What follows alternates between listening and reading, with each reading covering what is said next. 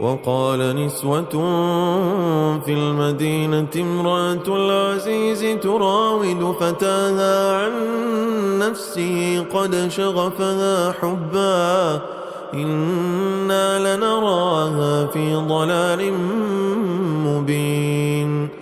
فلما سمعت بمكرهن أرسلت إليهن وأعتدت لهن متكئا وآتت كل واحدة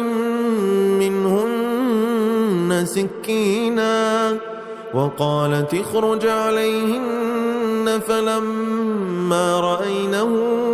أكبرنه وقطعن أيديهن وقلن حاش لله ما هذا بشرا إن هذا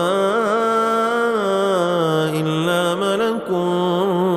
كريم قالت فذلكن الذي لمتنني فيه ولقد راودته عن نفسه فاستعصم ولئن لم يفعل ما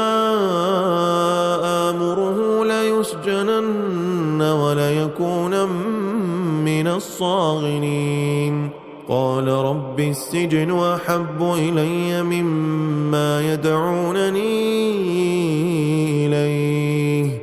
وإلا تصرف عني كيدهن أصب إليهن وأكن من الجاهلين فاستجاب له ربه فصرف عنه كيدهن إنه هو السميع العليم ثم بدا لهم من بعد ما رأوا الآيات ليسجننه حتى حين